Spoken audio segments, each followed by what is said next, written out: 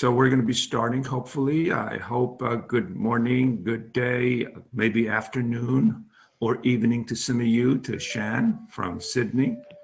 I would like to take the opportunity to welcome all of our panelists. We will have two more joining us from a different time zone, but they will be coming in. And of course, we have, as I can see, a number of participants as they are coming in, joining us. I welcome them. And I would like to introduce, obviously, our panelists and then say a few words about the panel and how we would like to go about that. Shann Turnbull is our first panelist, and he will be obviously focusing on his topic that is mostly associated, and of course he will be having, talking more about that in a few minutes, tax incentives and the democratization issues, and of course the risk associated with the problem of obviously the way we use resources and climate change. Heikki, Professor Patomäki from Finland, Helsinki, will be coming in after Shann Turnbull, and I'm not sure exactly, Heikki, I didn't have the exact title, but I guess it's about climate change and taxation. You will rectify me if I have made a mistake, and of course, you will obviously present your work, and then we will have Professor Karyotis and Onochie, but I'm not sure about Professor Onochie. They will be presenting a joint paper on green and inclusive finance through the social, what we call sustainable development goals, and I will just briefly introduce the idea of decarbonization, degrowth, and link it to the degrowth. I suggest, if it's okay for Shann, maybe take the first 15 minutes to present. Questions and answers could eventually be obviously coming at the end. There is, for the participants on the right-hand side, a chat box, a question and answer box, and it would be very good if you could eventually, as we go along, put your questions. And at the end of each presentation, we will try to take a few questions and address them. And maybe at the end, when we have more time, I hope we can get into another 15 minutes to open, the floor and have a longer conversation at the end. Is this okay with you, Shann and Heikki? Does that? Yes, certainly. Thank you. But I discovered I can't properly share my screen when I was practicing. So just tell me if it's okay. Should I screen share now? Oh, let me just, yes, maybe okay. Do you go ahead and try try and see what comes out of it. I do have a copy of a presentation, but I haven't opened it. Why don't you go ahead and try it again, Shann? Okay.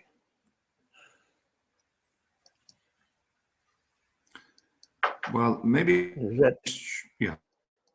Is that, are you on, is it working, not working? How does it work?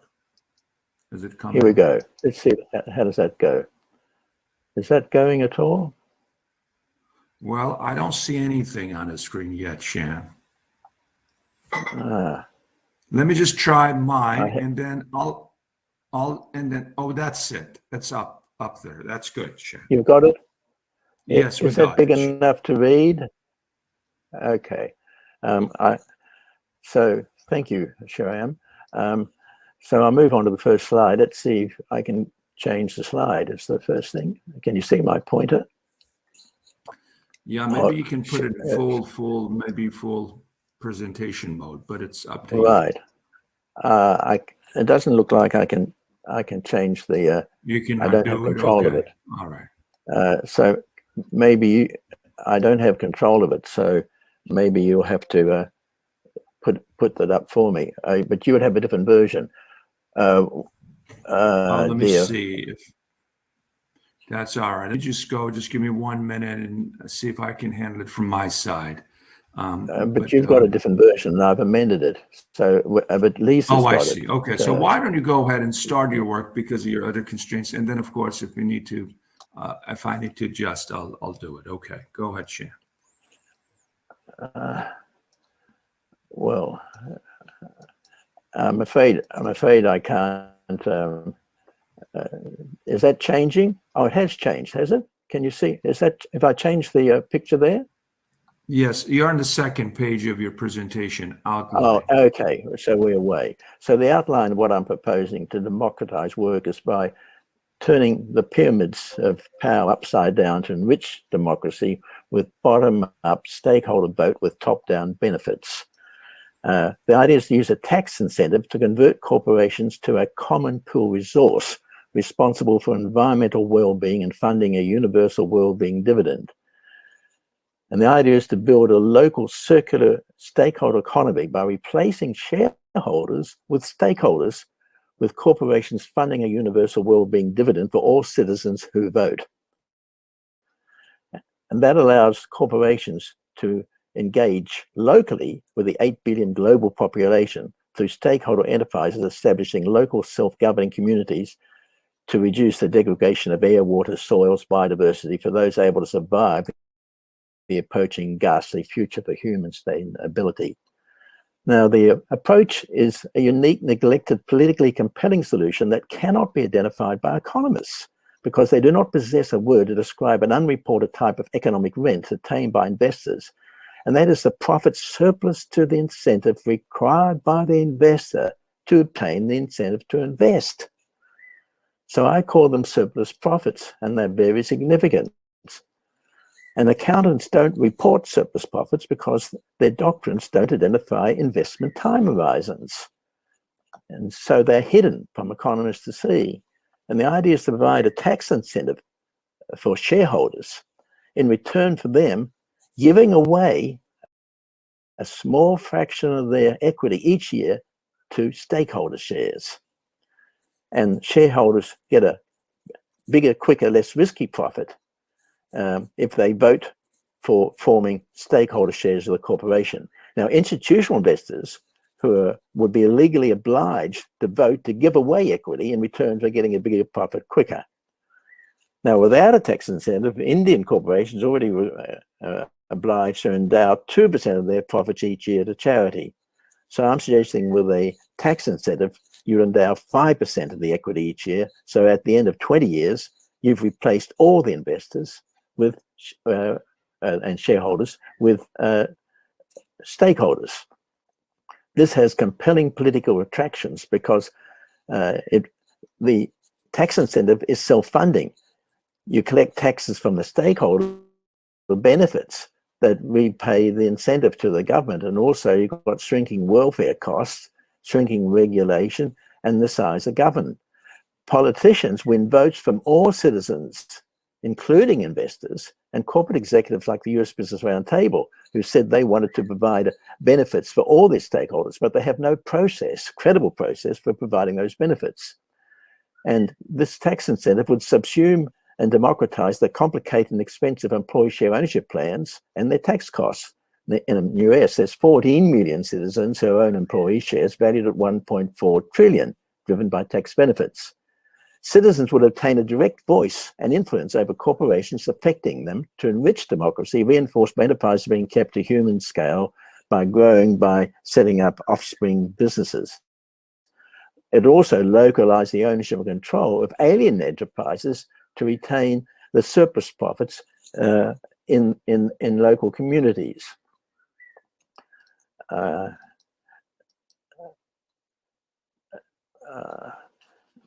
I'm jumping around here, I'm sorry, but the United Nations published this idea in 1974 and in 4 languages, where you can see the big money bags, the investor, fading out with the profit while the business got bigger.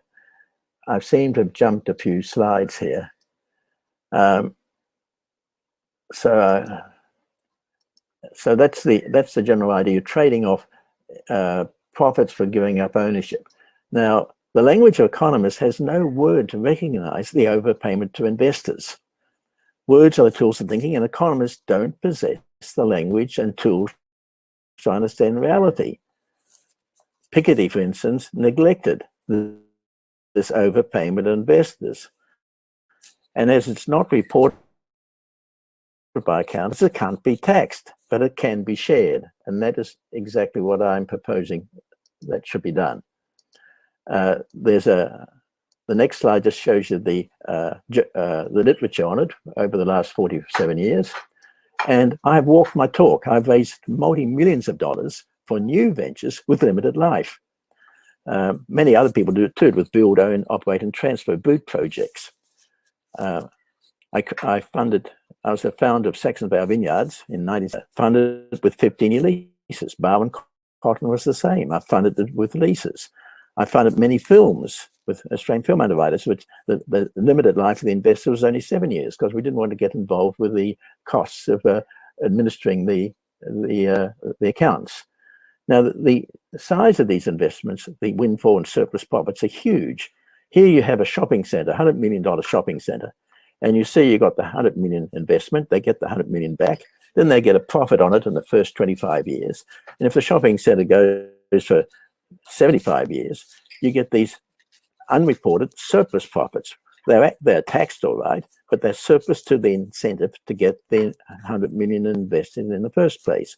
And the windfall gains on land is at 4% per annum over 75 years is a huge slice. Now, so if you had rearranged this, you'd have the size of the surplus profits and windfall gains could be funding a universal well-being income for everybody. Now, the idea of limited life is not new. In America, when they won the War of Independence, they didn't want to be colonized by English corporations again. So all companies when we got charters in by the US states, had limited life of 20 years or less. And if they didn't fulfill their purpose, they lost their charter.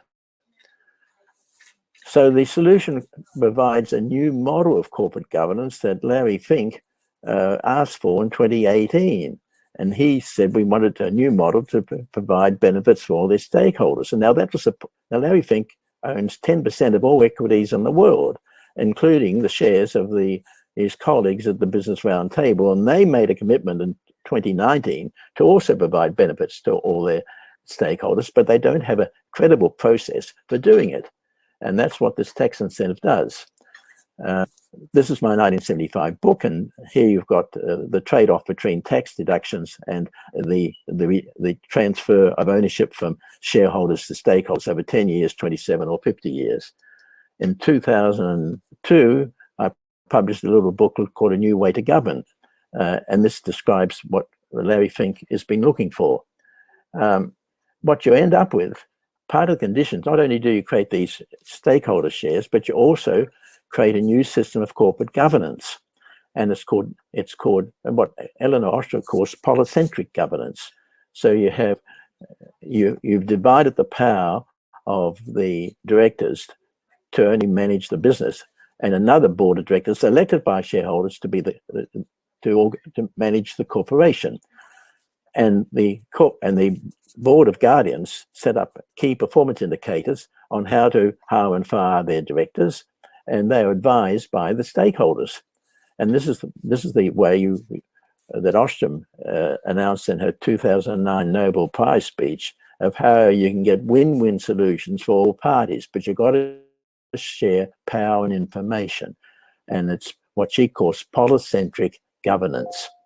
Now, what we need, but she was talking about unincorporated enterprises, and we've got to enhance Ostrom's design principles by using what indigenous societies use of bottom-up decision-making, guided by top-down requirements, and introducing polycentric governance within organizations as well as between them.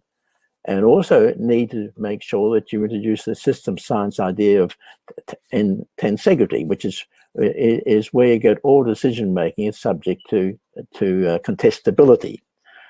And we need to introduce another, the stakeholder shares introduce dynamic property rights. So each year you're getting 5% transferred each year to avoid the overpayment of the investors. And this limits the size of corporations. So you've enhanced Ostrom's design principles by size and dynamic property rights.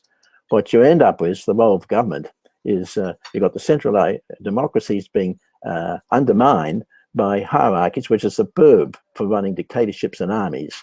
And there's no course in the world that I know that teaches people how to design corporate constitutions and give powers from the bottom up to the stakeholders.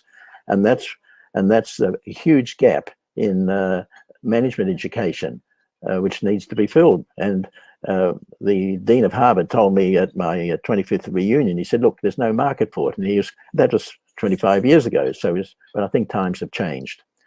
So this is the follow-up writings you can get more details on. And I leave my last slide is there's an awesome challenge for educators who have devoted their careers researching and teaching toxic top-down management and governance that alienates and demeans humans while suppressing human nature that provides them with a requisite variety of varying behavior to survive and thrive and reproduce in complex, dynamic, unpredictable, and uncertain environments. As a result, most scholars and the public cannot comprehend how survival of complex risks are best achieved without leaders, but a combination of top-down and highly democratic bottom-up initiatives by the 8 billion people on the planet. May you care to devote your time to sharing this knowledge out loud. Thank you.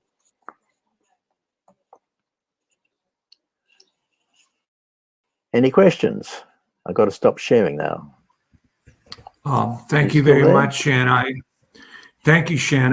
Yes, I'd like to just once again, thank you for you being here and presenting your topic. I have the pleasure of working with Shann, his principal of International Institute for Self-Governance. We have worked on the topic of polycentric governance. I'm working a little bit more on the decarbonization side, but we do obviously share the same interest in Ostrom's work. So, and I'm happy to obviously take questions.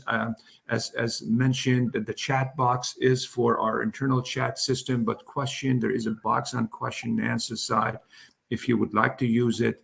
And I would like to share that information. Maybe, Shann, you could see it. We have already a comment. Thanks so much for this presentation. Could you speak about how your proposal relates to the German co-determination system? That's the question I have for you, Shann. Thank you. It's a good question. People think I'm talking about stakeholder co-determination. So it's an extension of the German system, but the German system, you've still got toxic governance because the shareholders only elect one board, and it's responsible for appointing the management board. So the directors have absolute power to corrupt themselves, the business, their auditor, and society. So you don't have the division of power with the shareholders electing two boards. I've set up on 2 corporations that I've set up in Australia. I had the Guardian board, what I call a corporate senate or governance board, elected on 1 vote per investor. It's called democracy. And so if you've got a major controlling shareholder, like my old school colleague Rupert Murdoch, he can't rule the roost because the little people can overrule the governance.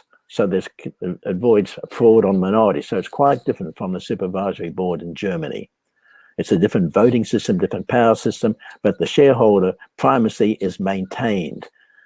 But the stakeholders now have a voice. That's what Larry Fink wanted. He wanted stakeholder voices to be heard by the shareholders, and you're giving stakeholders a voice so shareholders know how well the CEOs are providing benefits to them as they want to do. Thank you. I'm writing a question myself for you, Shann, but I'm waiting for maybe other participants. I have a question, if you allow me to come in.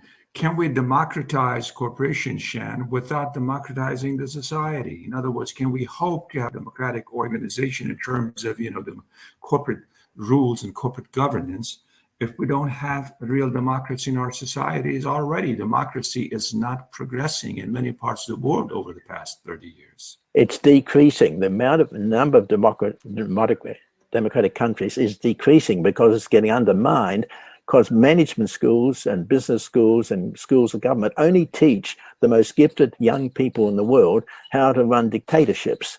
There's no school that teaches how to run really democratic organizations with polycentric governance. And this is a huge gap, and it's a very good question, but corporations become an agent of change, and it's a way for them to save the ghastly future that we're facing with the existential risks. So it's nice and this is giving power to the people from the bottom up because governments aren't acting quick enough.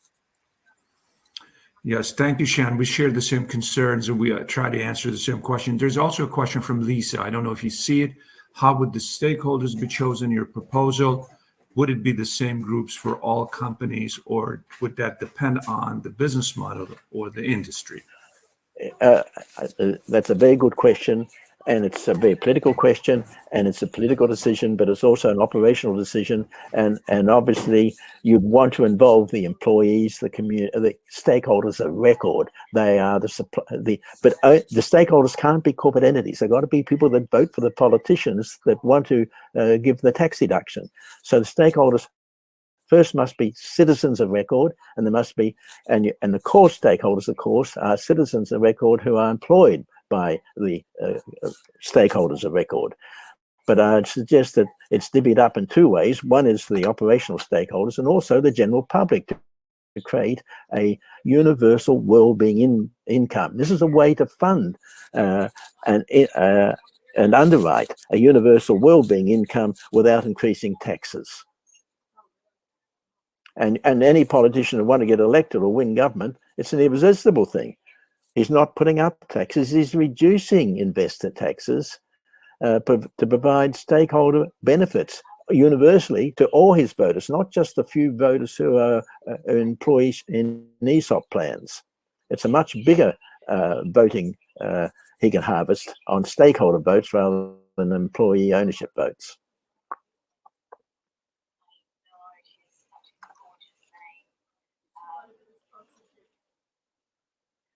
Hello, any other questions?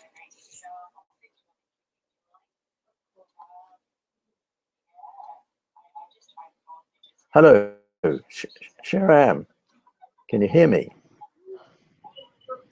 I think he got frozen. Sharam, you're frozen. There are two more questions. Have we got other questions? Could you have a look there? So what's happening, Lisa? There are two more questions in the chat box. Anonymous. Should I read them for you? Okay, please read them, yes. So Noy Amante from the University of the Philippines, Dillerman, is asking, how do we decarbonize jobs, work arrangements, other than reducing work time? Even if you work at home, we still use fossil fuel energy. And then also, please give some tips or hints how we effectively teach decarbonization to our business or management students. Good. I'm not qualified. I think other speakers on this panel will be much better than me to talk about that. But the teaching of decarbonisation is just like the much more important gap is teaching how to democratize. If you democratize the institutions, corporations, and non-profits and government sectors, you've got a more chance of saving the problem. So I don't think I'm well qualified to answer this question. So take the next one, if I may.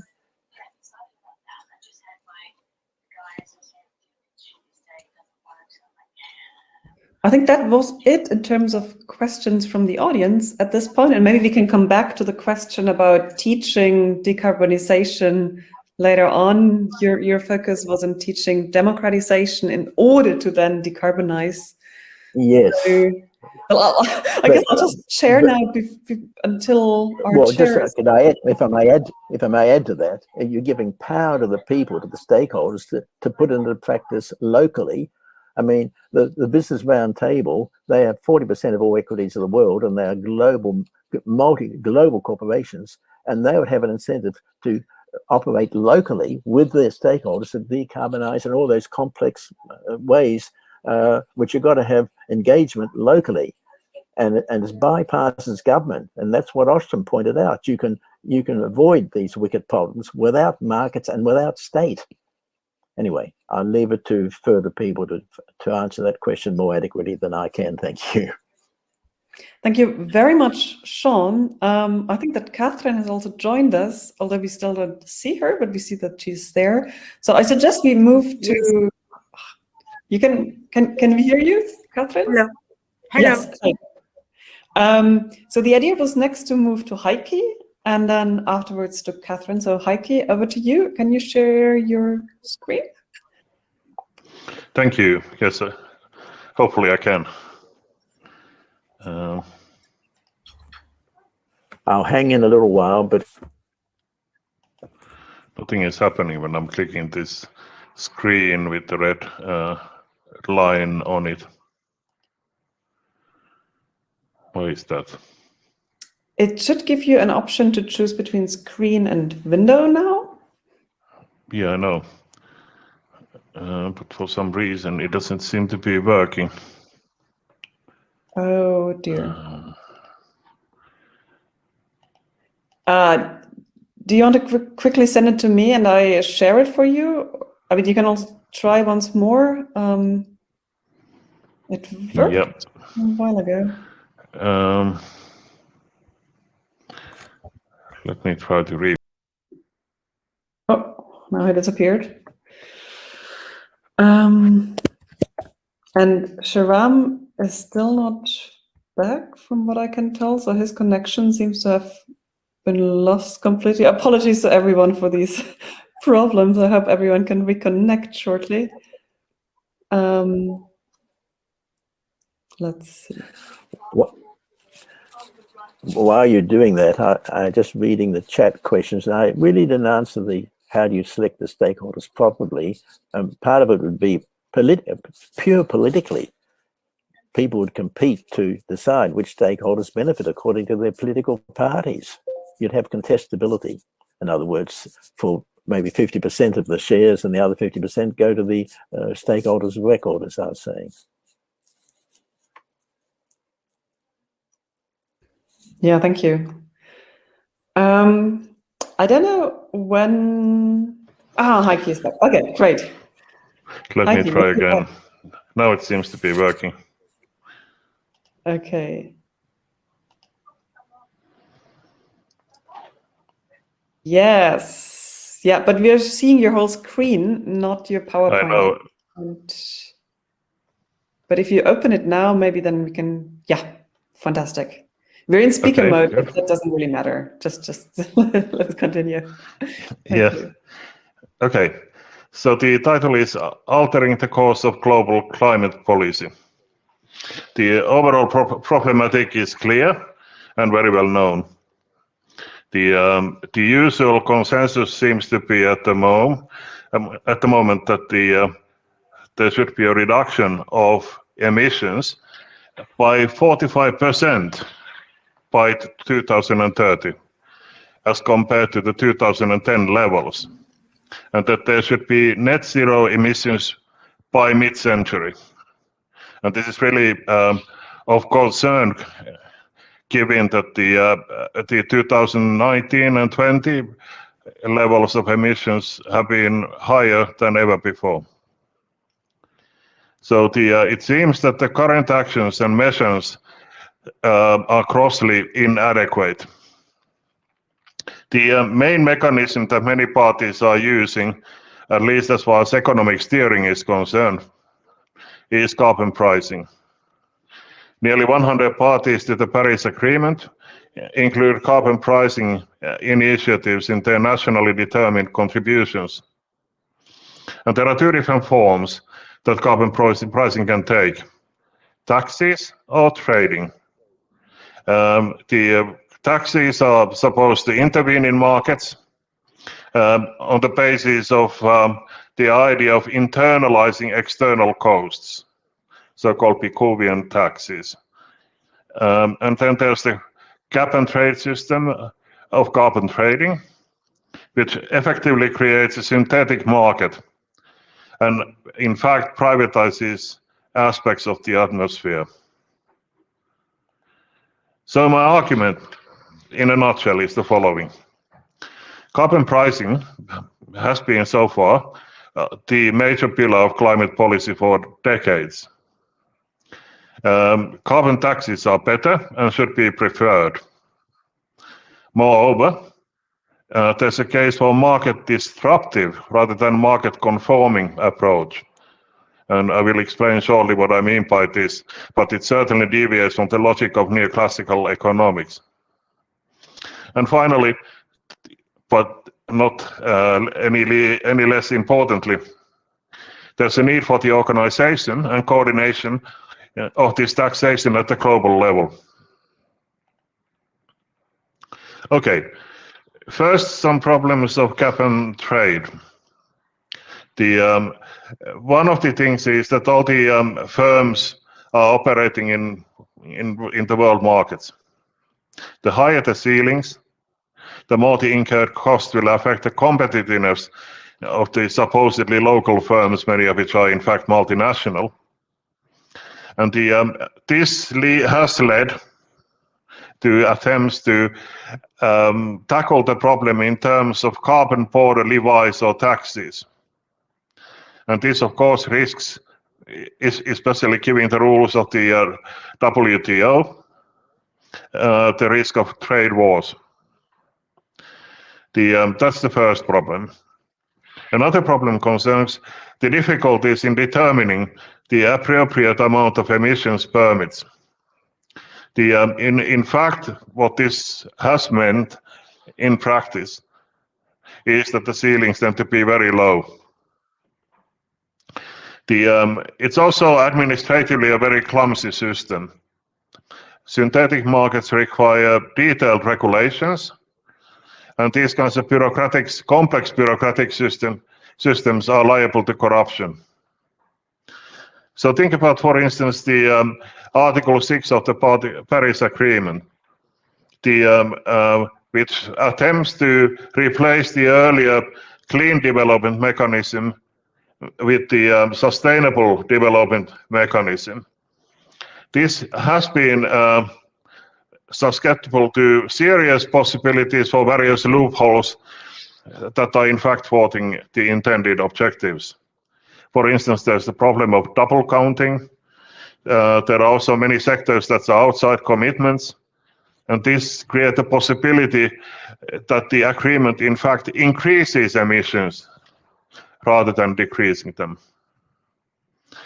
Moreover, the existing empirical studies indicate quite clearly that the costs generated by the cap and trade system, which are very modest, don't seem to make a big difference in terms of inducing technological change to the desired direction. This goes against the key assumption of neoclassical economic theory, according to which the higher prices should generate dynamic incentives for the development and diffusion of less emitting technologies. This hasn't happened on the one hand, and on the other hand, we also know that the bulk of research done in laboratory and R&D units tends to be publicly funded and organized. There's an alternative to carbon trading, a greenhouse gas tax. This is, of course, more general than mere carbon tax. First of all, there are some technical reasons to believe that in terms of scope and possibly dynamic effects, the tax is in fact more efficient than a trading system. There are a couple of reasons for this. First is the scope of tax.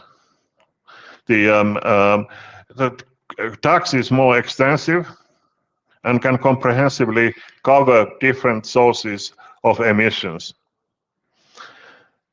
Tax also offers more certainty. We know the actors can anticipate the level of taxation into the future. It's independent of the level of emissions or the business cycles or other circumstances. So it creates a permanent incentive to reduce emissions. On the other hand, apart from these technical reasons, there are also vital ethico-political reasons and also political economic reasons to favor tax. And even though these are to a certain degree normative, they also have empirically observable causal consequences. The problem, one of the problems of carbon trading is that it involves speculation.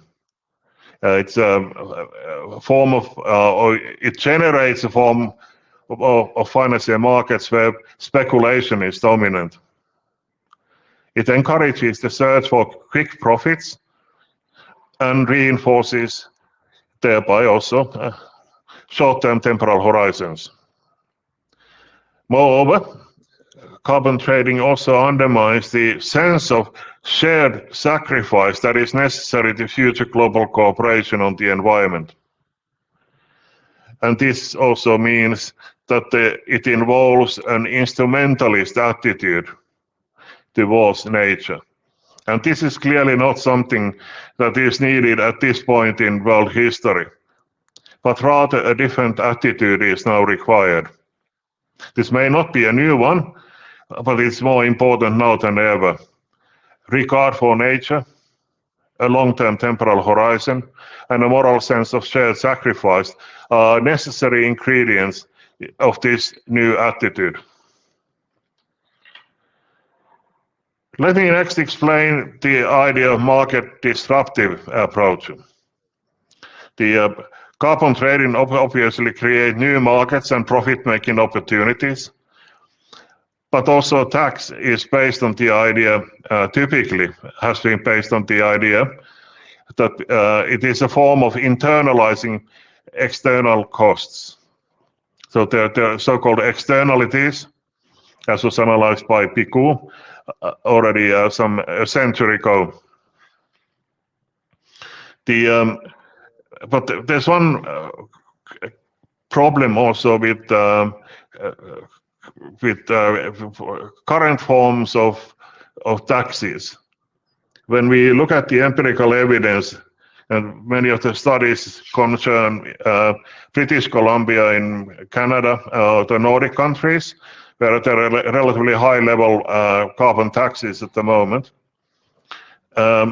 The evidence for these actually providing incentives for technological change seems to be quite scant.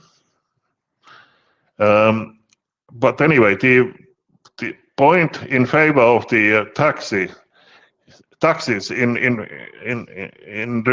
contrast to trade is that the overall context of that is level that can be set at a higher level than the cost of the cap and trade, and the communication of the idea behind the tax. In standard economic theory, external costs are typically assessed, priced, and internalized in order to produce efficient outcomes, as understood and analyzed in terms of neoclassical economics. But in fact, no equilibrium point can be identified, which is quite well reported in the literature, where the price would include all external costs. And this is the basis of the market disruptive approach. The idea here is not to make markets function optimally, but to reduce certain kinds of market activities and find alternatives to them. So the point is the transition from the fossil fuels-based world industrial economy towards something different. So the overall aim is to galvanize change involving also power relations that have been very important in setting the level of taxes or the ceilings in the cap and trade system in the past. And we take this market disruptive approach can take this into account. So instead of merely assuming that change is induced as a smooth process, the idea is to push the world economic system to transition or transform. The next part of the next premise is that the tax has to be global. And here lies a major difficulty. We know that it is a key principle of the current international system that taxation is linked exclusively with state sovereignty. At the same time, we also know that the scale of the problem is truly planetary. Climate change, in other words, is an acute problem requiring global scale responses. So from a Eurocentric perspective, it might seem that the EU is a major actor here. But in fact, if you look at the scale of the problem and only focus on carbon, the EU is only about 9% of the problem.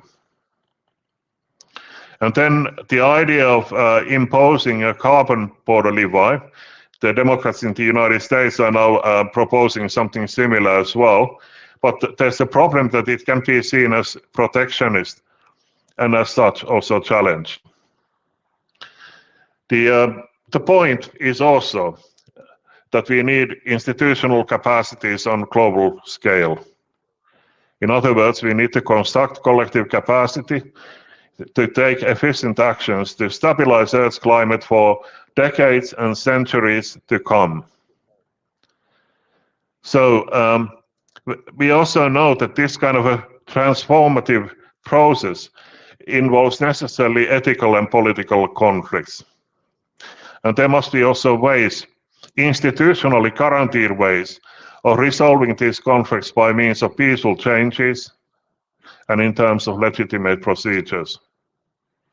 So something new is required.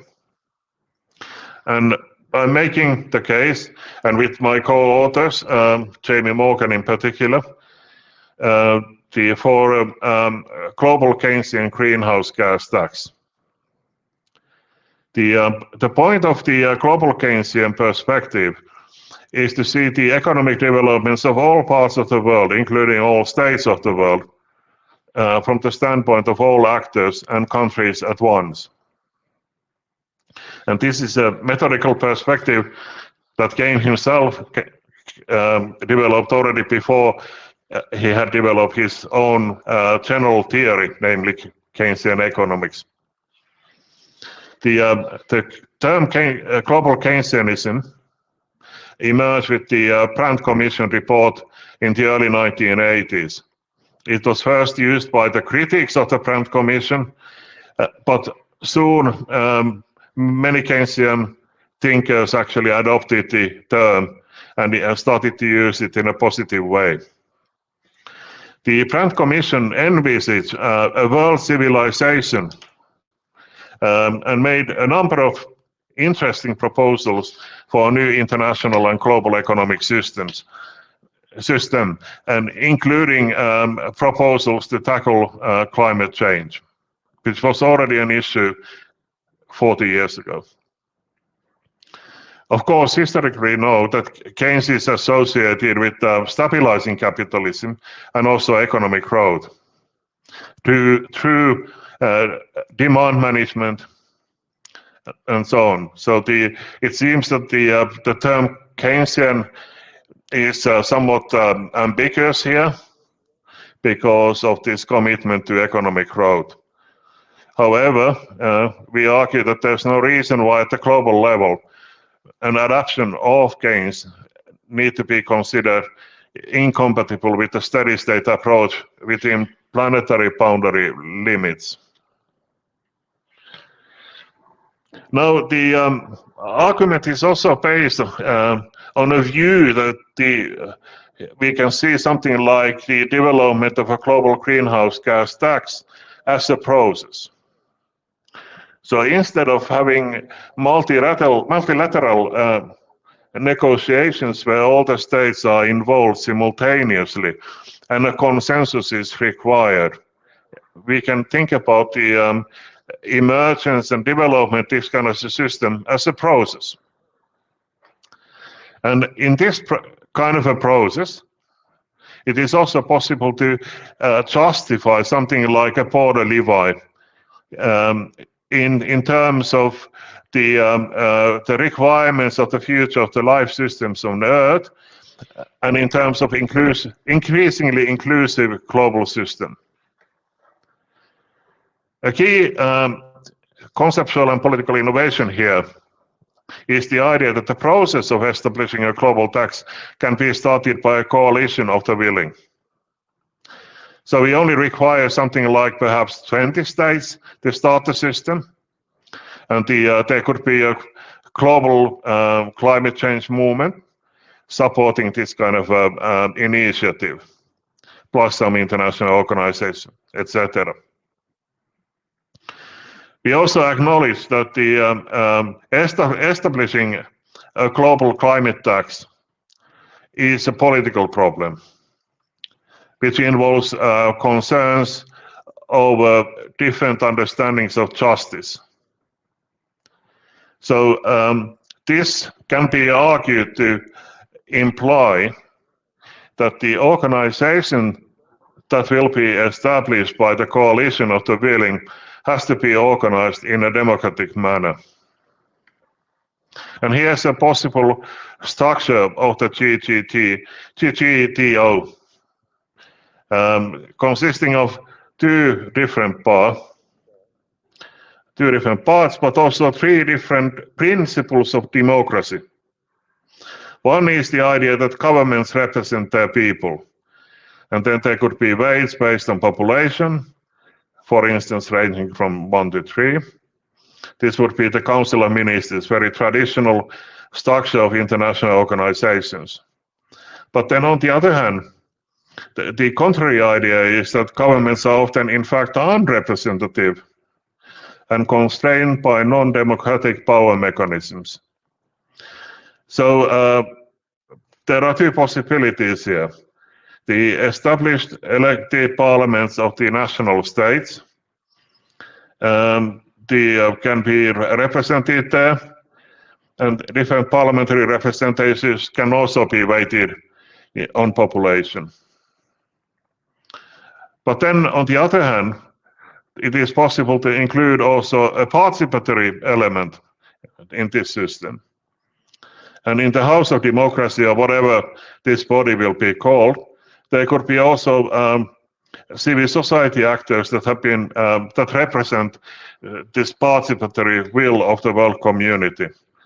And because they can't really represent any specific territorial group of or identity-based group of people, they could be, for instance, elected by lottery. And then this House of Democracy could have autonomous powers and could control in many ways what the Council of Ministers would be doing. And there would be a global fund, even though the national states would be taking part of the revenues. There would be a global fund as well, and that would be a substantial amount of money in the order of hundreds of billions of euros or dollars per year. And this could be used for public investments on a global scale to speed up the transition to post-fossil fuels, world's industrial civilization, and also for the adaptation to the conditions created by climate change. So in conclusion, I would like to draw a few policy implications. A government or a group of like-minded governments supported by the global climate movement should take the initiative and invite a meeting of a potential coalition of the willing to establish a new global tax regime to tackle climate change and its consequences. The GGGT should be market disruptive rather than market conforming. The point is not to identify an equilibrium in terms of neoclassical economics, but to reduce certain kinds of market activities and find alternatives to them. So the point is not to make markets work more efficiently, but to get rid of certain kinds of markets. Then this tax should be conceived as a process, and thereby we can see the feasibility of such a global tax, even though it is likely to appear very ambitious to many. It seems that something like 20 states would be sufficient for establishing a tax organization, and this could include the EU or some of its member states. The aim would be to increase the number rapidly over time. And there's a dynamism to the whole idea. The current border tax proposals, understood in this kind of a processual way, actually create an incentive to join the system and adopt greenhouse gas taxes within a common global framework. And finally, the global part of the tax revenues and also the governance of the tax more generally opens up a series of complex questions of governance, legitimacy, and justice. The initial coalition of the willing should establish a new democratic organization to govern the common fund. Thank you.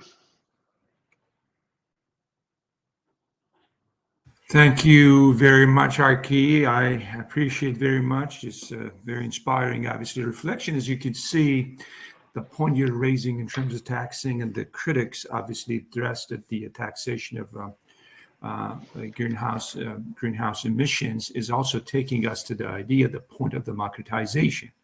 That if we want to decarbonize, we need to have a political and organizational system that would eventually allow it. So it really takes us to the way we basically decide, and this is what we call individual, social, and collective action process.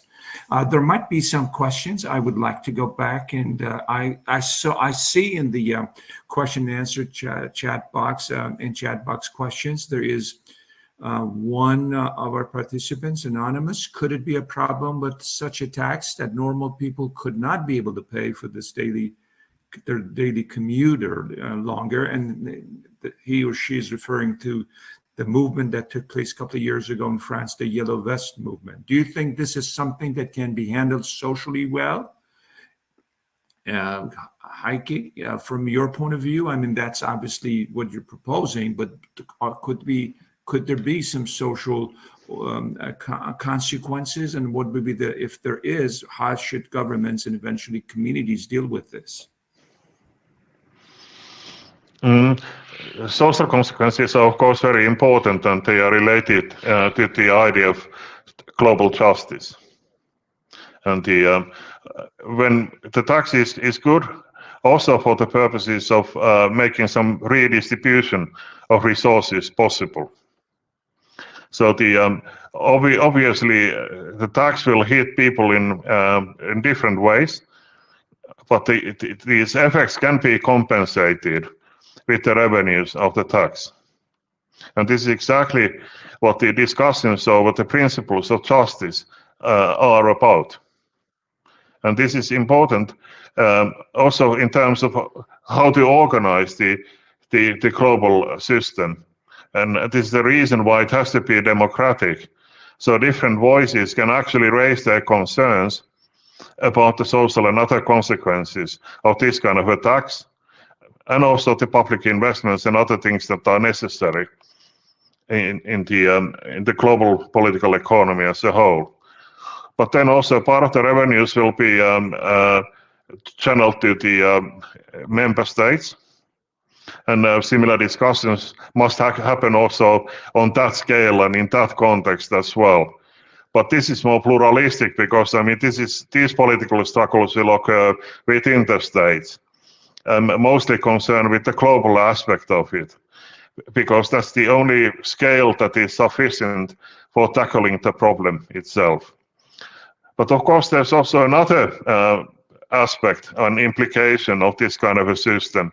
I would say that if something like the GGTO in this global Keynesian manner was established, it would actually create a precedent case for an entirely new principles of organizing systems of global governance.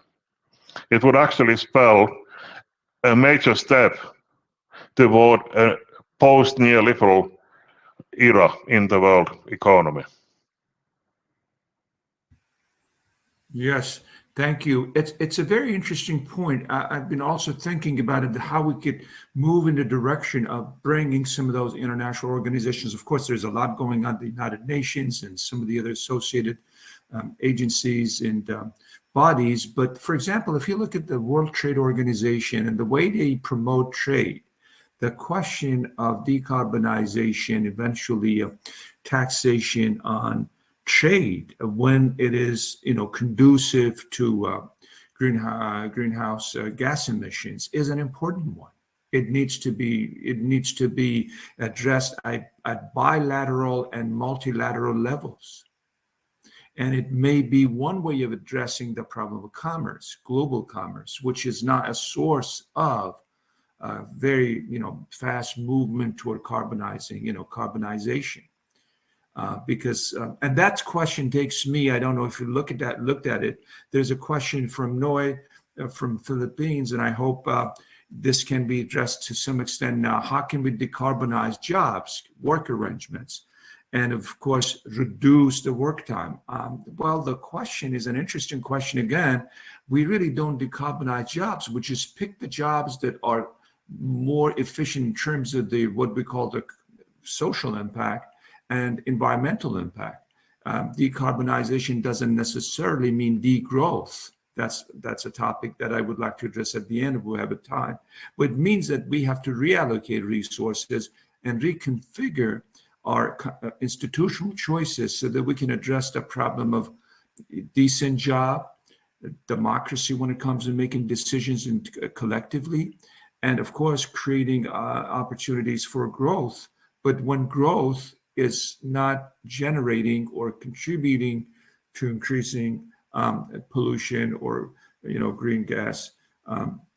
greenhouse gas emissions, the problems that economists have been trying to address historically in terms of cost and benefits, externalities, positive, negative externalities from an economic point of view poses a problem because markets are not perfect institutions addressing societal and what we call the existential risks for the humanity. But that's my point of view. I'm sorry.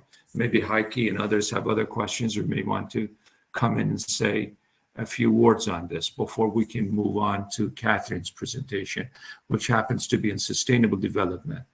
Any other maybe concerns? There's one question about tensegrity. I'll address that again at the end, indirectly or directly related to our topic. That's what Shann used, our colleague he had to leave for another conference, in his presentation. But I get back to that a little bit later, if you don't mind. Any questions or other maybe points that need to be addressed? Heikki, anything you would like to add maybe? Or yeah, the echo is sometimes very bad, so difficult to follow all the details. But I want to stress one point. I mean, it is not only a matter of carbon, but also a number of other greenhouse gases are very important as well. And the idea of this global greenhouse gas tax is to also include other elements like methane, for instance, to the system of taxation. Of course, you can start with carbon only, but these other gases are very potent, and it is important to tackle them as well.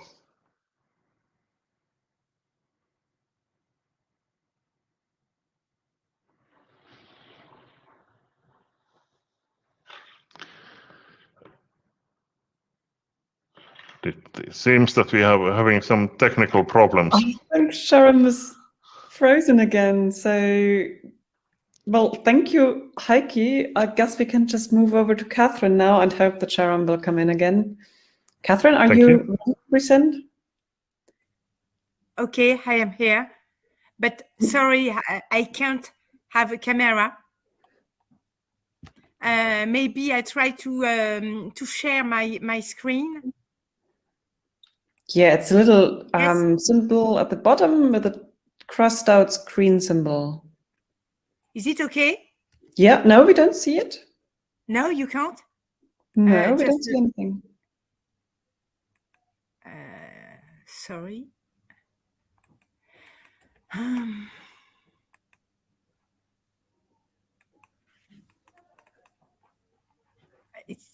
Unfortunately, I can't share my screen too, like the problem with my camera. Sorry for this disconvenience. What you could do is start with your presentation and quickly send it to me. And then I can try to show it on my end. Sharam has my PowerPoint, but Sharam isn't here either. Disconnected. Yeah, he isn't here either. So either you give it without, or you can maybe start, and I'll put my email in the chat. If you send it to me, I will try to start presenting it once I get it. Okay. Okay. Thank you very much. Okay, I have hit just 1 minute.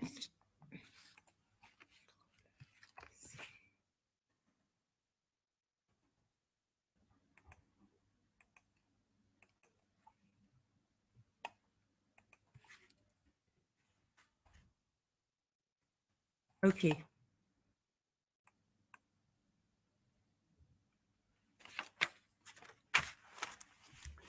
Yeah, why don't you start till and I'll try to make it appear, Okay. but at least you can start with it.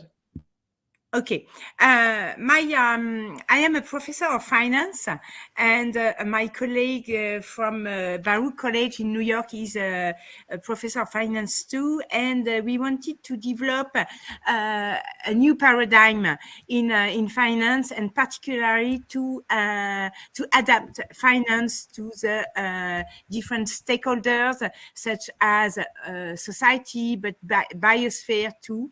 And it's in our opinion, it's very important to have some funding to develop this decarbonized society. Yes, it's number 3, please. Sorry for this problem. And now it's very important because to develop finance for this biosphere and this decarbonization of the world, and particularly now because the current global health crisis is a reminder that finance must help build the world of tomorrow, provided it is green and inclusive. It's very important because finance is the solution to develop a new world. We need to rebuild the post-COVID world by meeting societal expectations. Societal expectation, it's the necessary need to serve economy, society, and biosphere. And we need to re-embed finance into real economy and society, such as Polanyi said in 1944. And the next slide is a diagram just to explain the double embedding, because the financial sector is overall. And now we need to develop a social society, and particularly a green society. That's the reason why we need to disembedding the finance. But the question is, how can we do it? And how it's, in our opinion, a good business plan for the finance of tomorrow is certainly the SDG approach. Why? Because this the role of finance, which can be seen through the lens of the CDGs, become more apparent since the global health crisis, and the solution can exist. For example, in August 2020, the Global Investors for Sustainable Development published a report with 64 recommendations to encourage sustainable finance to better target the SDGs. And in this report, you can go to the next slide, please. We need to develop a true social responsibility of the finance, because in 1950, Friedman said the social responsibility of business is to increase its profits. This model is the perfect model of the financial sphere, and with short-termism and the greedy financial approach. And after that, we need to go to the Friedman approach, who defined the social responsibility as the satisfaction of stakeholders. Finance is a stakeholder, but we need to use these stakeholders to develop the other stakeholders for the social responsibility of firms of all the world. And if I come back to the Global Investors for Sustainable Development reports, we have, as I said, we have 64 recommendations with 10, particularly 10 recommendations are very, very important, and there are 10 priorities. The first one is addressing systemic sustainability risks. The second one is to improve ESG data and ratings, and particularly extra financial rating. The third one is complying with transparency and harmonization requirements. The fifth one is to strengthen corporate governance, but corporate governance and finance governance. It's very important. The next one is about to strengthen public-private partnerships, because we can't do something alone. Finance is the broad of the economy, but we need private and public funds to develop and to track funding to our decarbonized society. And of course, the last one is developing sustainable finance products, but not only products, but infrastructure too. If you go to next one, yes, no, yes, okay. Just in Polanyi point of view, just to put finance right, we need to proceed re-embedding, and finance should serve biosphere, society, and economy, such as you have an example with this SDGs business plan, if I can do it, tell it, just to have a goal and to put means after the goal. In the literature, it's an important paper is about DiMaggio and Powell, who explain that we have two models, a single loop model or a double loop models for the finance. In the SDG approach, we need to have a double loop model to improve the function, the role of finance. And Bertrand Badré, the former World Bank Group officer, said now it is a time to think big, global, to have a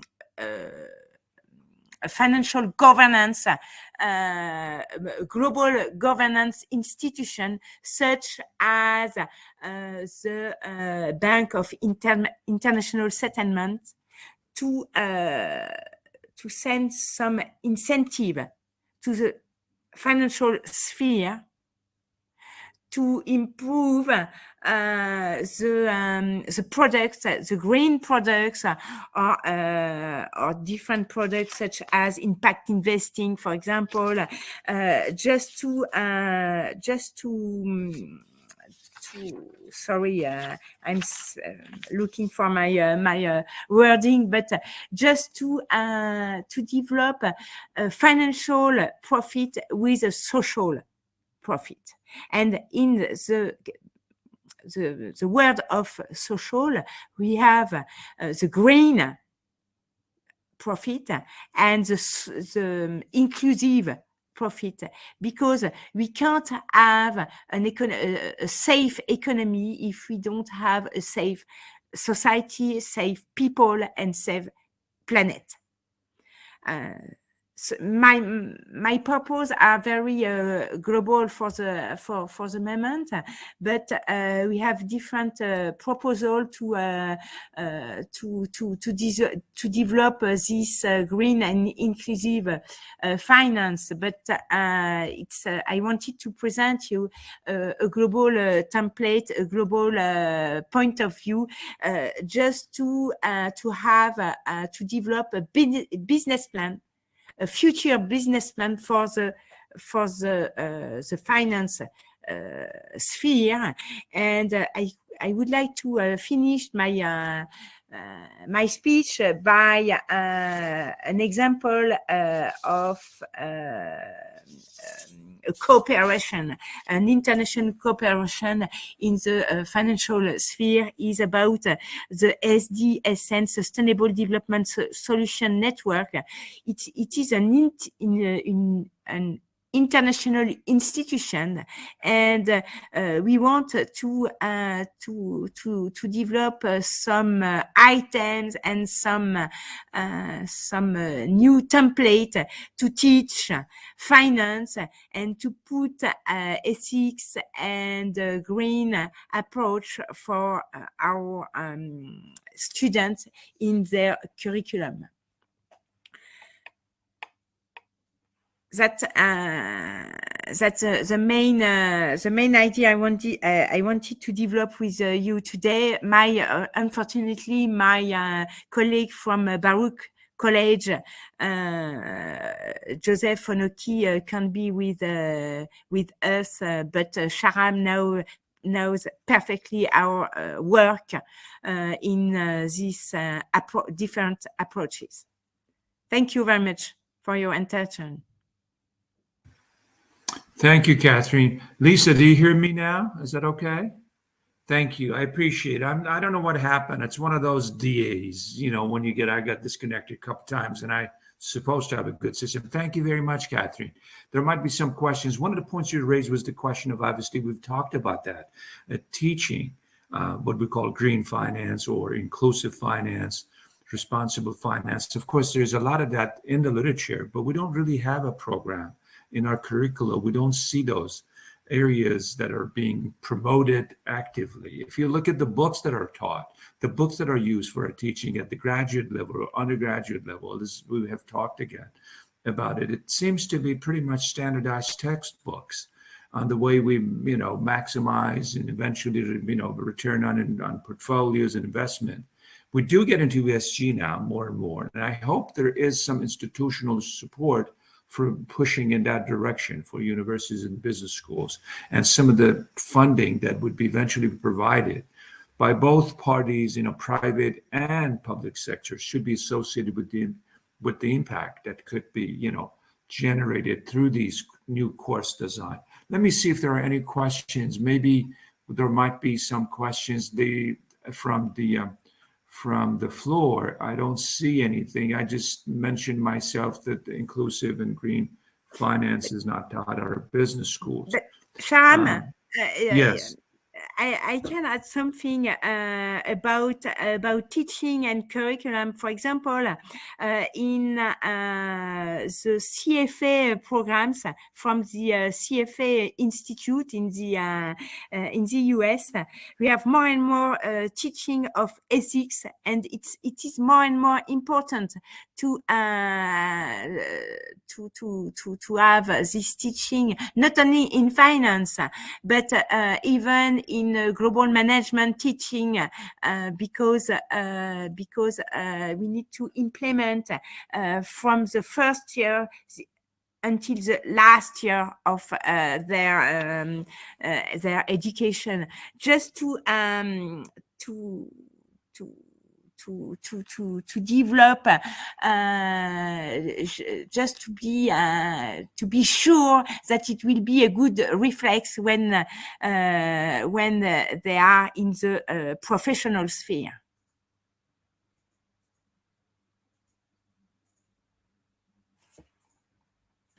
Thank you, Catherine. Yeah, I do have another question. Of course, I do note that there is progress and there is concern about these issues, and of course, it has reached the CFA Institute and programs. There is a question in the question and answer box that says, how can companies follow sustainable development goals if it says their companies do not? But I guess it's stakeholders or maybe shareholders. I guess that's what I interpret from the question. They might even want to, but what if their costs rise then? Could you speak about this challenge of reconciling?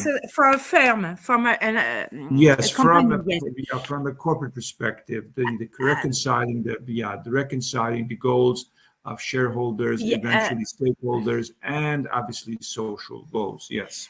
In France, we have a new law about a new status for society, for companies, and it is the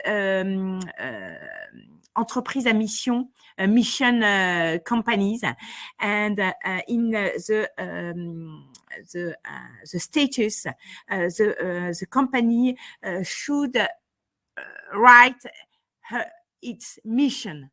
And for example, Danone, he's the first society, the first company of CAC 40 in the stock exchange, French stock exchange. We decided 1 year ago to develop this mission to give food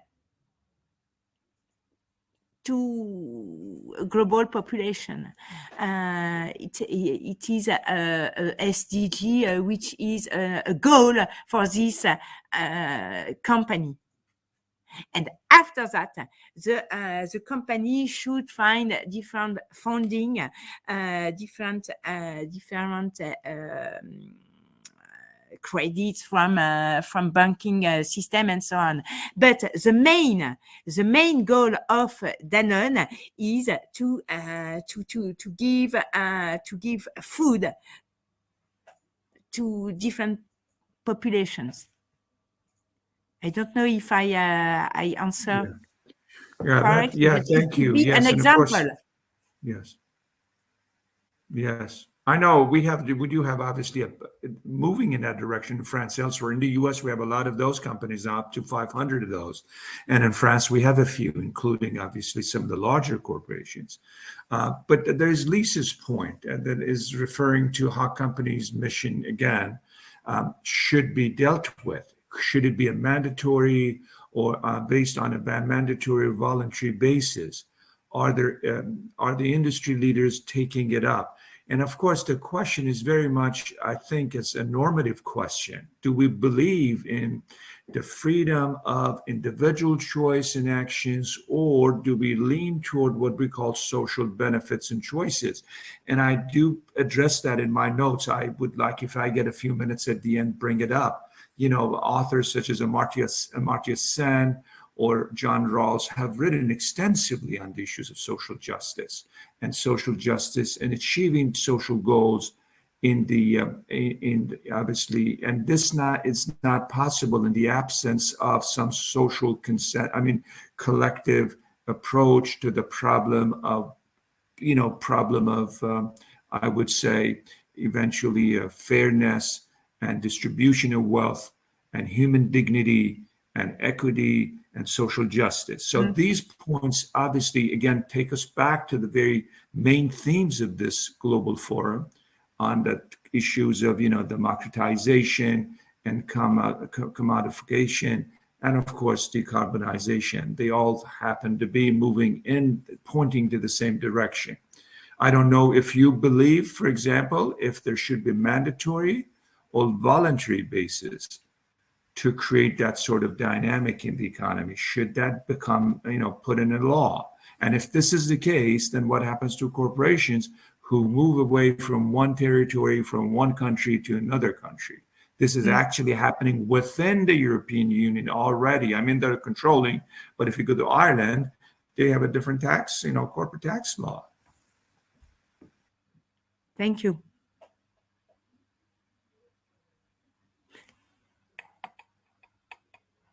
I don't know if Catherine, you wanted to say something, or do we have any other questions from the floor, or any other comments by our panelist, Heikki, maybe in Finland? I don't know how that operates in Finland, the corporations, and how the government comes in to make it mandatory or voluntary. And maybe, again, we could share our experiences country to country, or maybe continent to continent basis. Well, I was talking about the border levies that are created in response to this exit option that the corporations have, that they can actually relocate their activities or national activities or even their headquarters in order to avoid certain regulations or taxes, and the environmental in particular, but also other. And the border levies are a possible response. What has happened recently was the G7, G20 agreement on corporate taxation. That is also a step forward. But I think the solutions must be global, as indicated by this recent agreement that is now agreed by some 140 countries or more. And it sets a certain minimum level for corporate taxation, but also involves an agreement about the principles of taxation as well. And I think this is the way forward. I mean, I'm talking about global greenhouse gas tax, but I'm in favor of all kinds of global arrangements in order to tackle this problem on the right scale. And because the corporations are operating in the liberal world economy, they can relocate their activities very easily, either notionally or really. We have to find global solutions to these problems.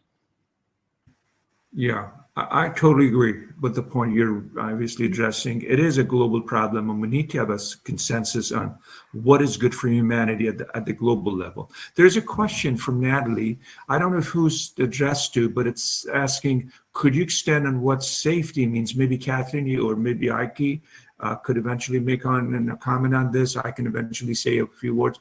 Safety means on a societal level, and what it means for finance. You mentioned it in the function of a general prerequisite in your talk. Catherine, you wanted to say a word on this? Safety, on the topic of safety, or maybe you didn't mention, or I don't know, Natalie can eventually specify again what the word safety, how she looks at it. I guess by safety we mean what? Points is that safety of corporate or human activities? I'm not sure about the word safety. In my opinion, it could be safety in for the population. Yes, safety on a societal. Yes. I think so. And you can have different tools, financial tools to develop this safety, such as impact investing, such as social impact bond, and we have different examples all over the world. And because some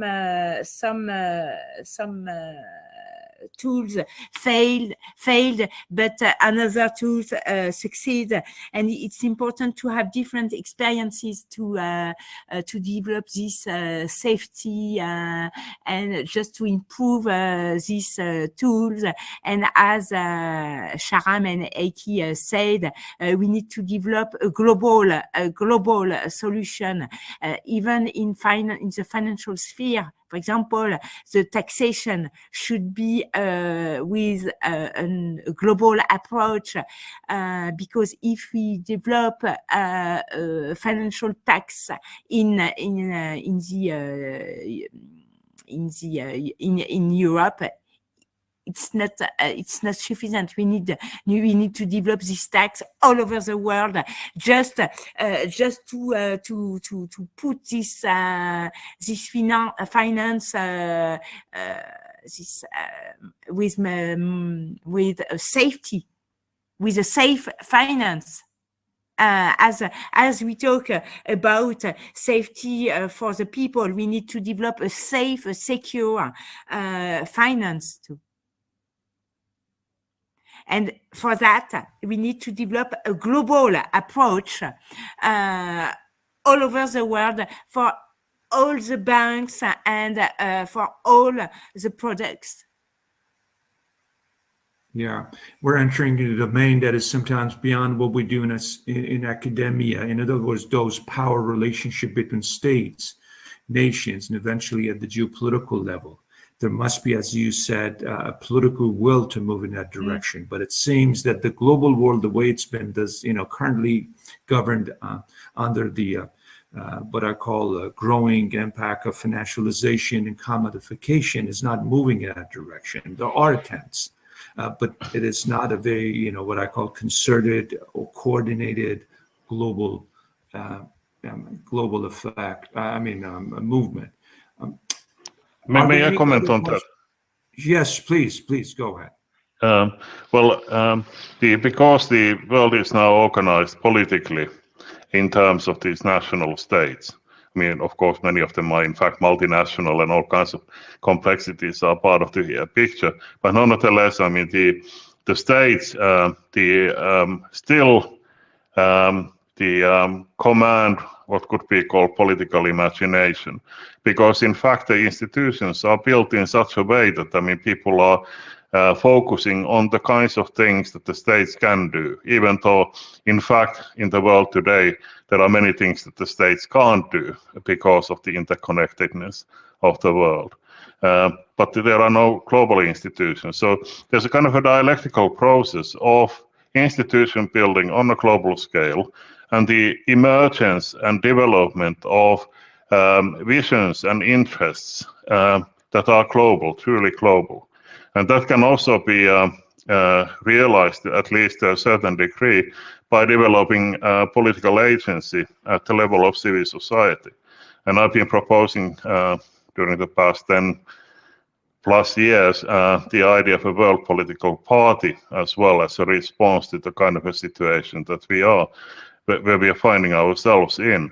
And the idea is that because of the global scale of many of these problems that we are facing, and because of the power relations in the world economy are also transnational and global to a large degree, we need to develop also forms of democratic political agency on a global scale as well. And the previous attempts to develop civil society agency have been unsatisfactory or inadequate. The World Social Forum was only a kind of a forum for discussion and kind of a conference and nothing more. And something much more is now needed. So we need to develop also new ideas about what the world political agency might be looking like in the future. And I think the idea of a world political party is quite important in that regard. Anyway, the point is that for politics to reorganize, you need to build certain common institutions on a global scale first, which will refocus the political constellations and forces in the world today. And global taxes are particularly important in that regard, because they would generate serious, significant resources on a global scale. So the global greenhouse tax, for instance, I mean, could generate revenues at the level of hundreds of billions of euros or dollars, which could make the politics around this kind of an organization much more motivating and interesting than the politics around the current international organizations. For instance, the basic budget of the United Nations is only about $3 billion, which is nothing. I mean, it's minuscule. It's like the fire department of the city of Tokyo or something. And it doesn't make any big difference. But this kind of a global tax organization would make a big difference. Yes, I agree that taxation is one path to follow, but the work we're also doing is to promote what we call a bottom-up polycentric governance methods, which wouldn't have much of the opportunity to develop tonight in this session because of the topics that we covered. But it's definitely what I call a dual approach. While taxation becomes an effective way of organizing and directing human activities, at the same time, we need to obviously be prepared for a different way of, institutional and organizational design. So bottom up and more what I call polycentric distributed decision making is put in process, and that takes us to the point that was right. What is, one of our participants had asked this question about I believe tensegrity, and this is exactly the idea of tension and integrity. That if parts interact well with each other, then the system as a whole holds together. And if I could, Lisa, have 30 seconds just to wrap up, and eventually, because I think we have a time constraint, this decarbonization from our perspective is a systemic approach. It requires a holistic approach to the economy and the environment. Economy is an environment is one integrated system. That's the way. So there's no trade-off possible. You can't say we can improve the economy at the expense of the planet, or eventually just take care of the planet and forget about what goes on into what we call human relationship in the system. We have to obviously answer the question of growth for what, growth for whom, and cost of growth for the planet. And one last point is that every renewable resource must be used at or below the rate at which it can regenerate itself. And this is the case of also non-renewable resources. Now, if taxation is one way of imposing it and enforcing it, be it. That's fine, because that's the way we should be, basically making the system socially sustainable. And of course, we need to have a way of creating resource flows that must be equitably distributed also within the system. And that, again, addresses the point of democratization and decommodification, of course, obviously access to decent jobs. I think I'm done with this, Lisa. If maybe you want to add some, I'd like to stop. Could you quickly, one of you, take up the question that we had postponed earlier? Oh, about yes. how Let's see if there might have been another question. That's a very important one. Which question? The one that is, we'll miss how something? To teach decarbonization to business and management students. That was from Neoma.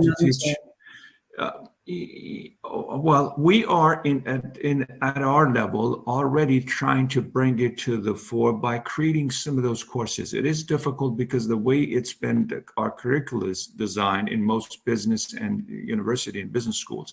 But this idea of decarbonization, I'm trying to myself, I can speak only for myself, has been very much put into a systems thinking approach.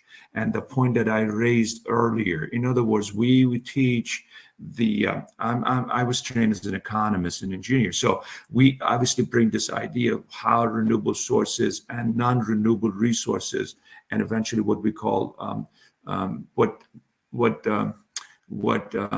Ostrom called common pool resources, should be dealt at the organizational and societal level. In other words, it's not a resource that is possessed by a group of owners. We have a problem of ownership that takes us to the domain of legal ownership and, of course, property rights.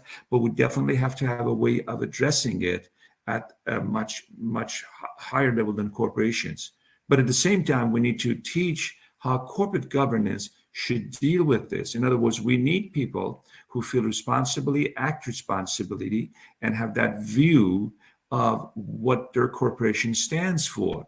It's not something, a corporation is not out of the society, is an integral part of the social activities and society.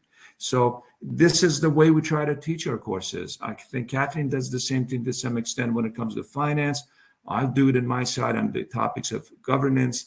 I guess Heikki probably also addresses it in his political science classes and economics, political economy courses. But I think this is a long haul, the way we have to address it in our university systems. There are resistances because sometimes our provosts and deans come back to us and say, no, we can't do it. We don't have the time. We don't have the money. There is no demand for it or no market, but we have to build it into our curriculum.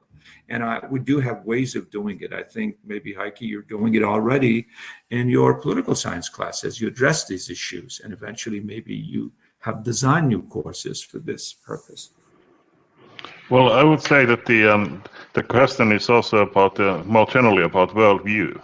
that all the students in different fields can actually see themselves as part of a much wider whole that is studying the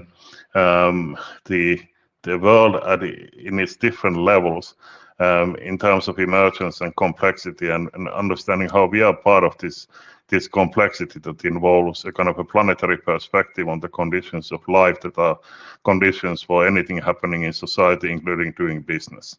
So the idea, this kind of a holistic perspective, is something that we can teach our students, either when we are doing like philosophy of science or methodological approaches to whatever the field might be, but also in terms of understanding our place in the wider scheme of things. And I'm thinking about the big history in particular, and the idea that everything is connected, and we are part of the cosmos that has, through cosmic evolution, generated something like this kind of a planet in one solar system of the galaxy, where the life has emerged, and it has taken billions of years to reach this level of complexity where we find ourselves. And all of a sudden, one species becomes cultural and develops cultural learning and more social complexity, and becomes totally dominant of the planet, and generates something that we now call the Anthropocene. And this is the context for everything that is happening from now on this planet, including doing business. And this kind of a worldview is essential for understanding the conditions of sustainability. Yeah, I totally agree. This is a holistic approach. In some, ancient languages, they didn't even make a distinction between people and environment. I mean, if you go to Australia and talk to Aboriginals, they have one word for these two entities, people and the environment. And I think it's time now to go back to some of those thoughts. Thank you very much. I think we had a very good, really inspiring session. I'd like to thank all the organizers and panelists and participants for this very good session. And I hope we will be able to continue our conversation. Thank you also to Lisa, who's been a valuable assistance and wonderful, I think, comments and questions. Of course, we're all available for continuing the conversation. I'd like to very much to continue talking to all of panelists, and of course, Heikki. I hope we can stay in touch, and Lisa and Catherine, all the other colleagues who came and joined us. Thank you. Thank you. Thank you.